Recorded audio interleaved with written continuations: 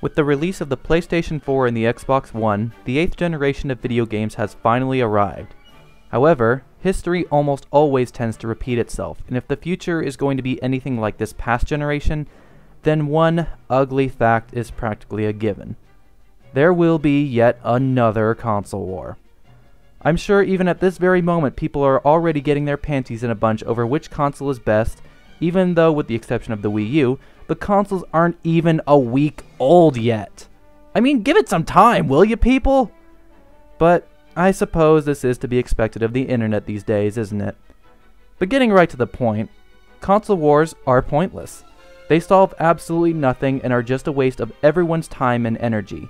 And if you want more proof of this, then allow me to offer you my personal top 5 reasons why console wars are pointless and why you should steer clear of ever getting into them.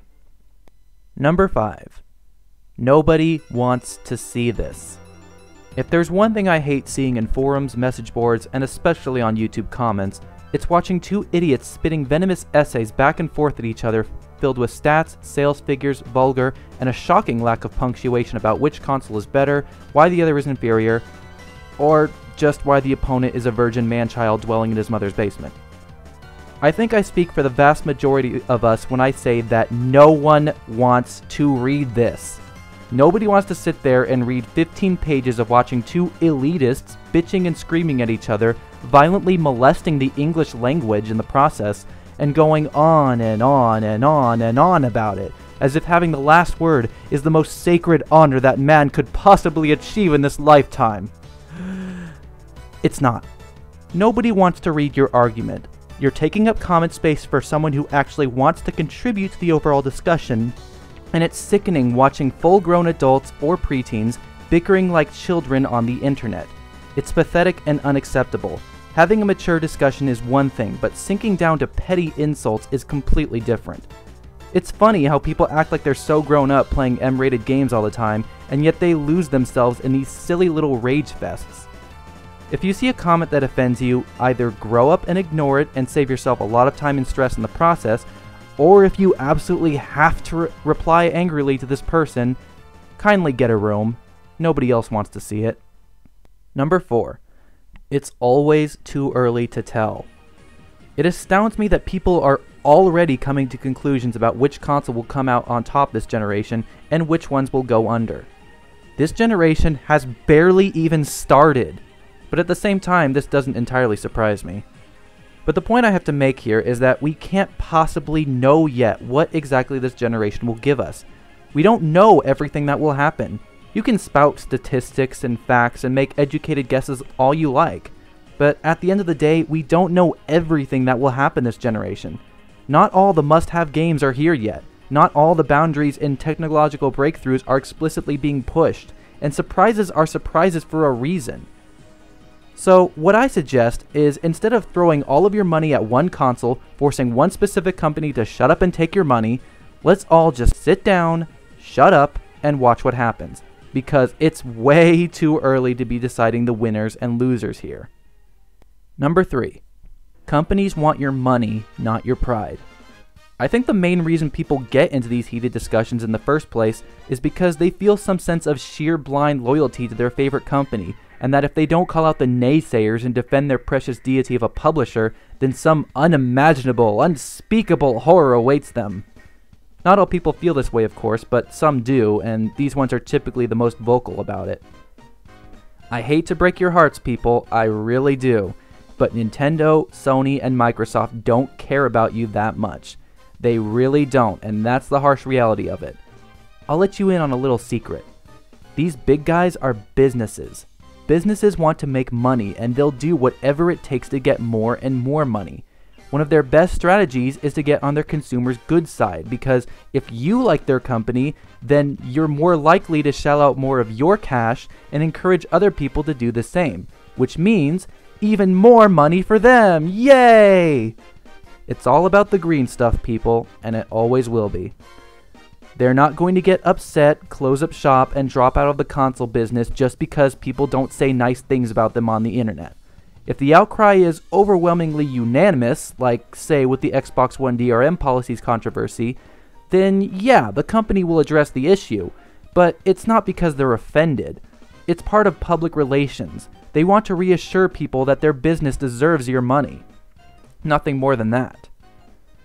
I'm sure all three of the contenders love to hear praise and positive feedback from the fans, but they can stand on their own feet. They don't need us to protect them from the mean bully trolls on the internet.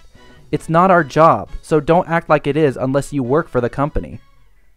Number 2. Competition is a necessity. I hear people all the time talking about how much they wish their least favorite companies would drop out of the console race altogether. That is probably one of the worst possible outcomes to have on the entire industry as a whole. The key to any good industry is competition. If companies are pressured by one another into putting out better and better products, then we as the consumers benefit from the higher quality. But if there is less competition, companies start to play it safe and quality can possibly suffer as a result. Bottom line is you may think you want Nintendo to drop out of the console market just because you like the Xbox One better than the Wii U, but deep down that's not really what you want. And this isn't me telling you what to think, it's basic economics. Money doesn't grow on trees, so we have to be smart about how we spend our income. It's our job as consumers to make sure we're getting the very best and most benefit out of the investments we make. If we're not satisfied, it was a waste of money and no one wants that. How is this relevant to video game consoles, you ask? Simple. If, say, Microsoft were to be the only company left in the video game industry, they wouldn't have any more competition and they wouldn't feel motivated or pressured to put out better quality products, and so you as the consumer would get less satisfying games. And you probably would not like that, since we've come to expect more and more from publishers and developers with each passing generation. We all have our preferences when it comes to which brand we want to invest in. But just remember one thing, the industry can only get worse if the companies start to go under. You might feel a sense of pleasure if you hate Sony and they stop putting out consoles, but will you still feel as good when the games you do buy become less satisfying to you? And number 1, they're just boxes. We can debate and discuss the politics, business practices, games, or what have you to our graves, but at the end of the day, one crucial fact remains. They're just boxes. They read discs of ones and zeros that we interact with for entertainment. You could ignore everything else I've said if you really wanted to, but the real take-home message is that these things really aren't worth getting so heated up about. Sure, it's fun to compare and contrast the unique experiences each console provides, but there's no need to get so defensive about it. It's your money, so spend it on whichever console is going to give you the most entertainment and value for your dollar. Enjoy what you like, and don't let anyone tell you any differently. But at the same time, realize that everyone has their own preference, and they want entertainment and value just like you, even if they get it from a different company. Now, am I expecting everyone to agree with my little moral here? Of course not. Some people are just ignorant and their minds cannot be changed.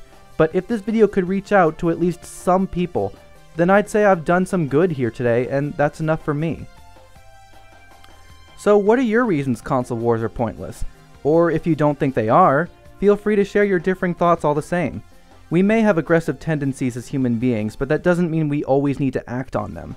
So feel free to post however you're feeling on the subject down below in the comments, or make your own video response. I don't see people doing that much anymore. But let's try to keep things clean. It's bad enough that Google Plus has messed with the comments section as it is. We don't need endless pages of arguments in addition. Thanks for watching. This has been Brawlmaster012 signing off.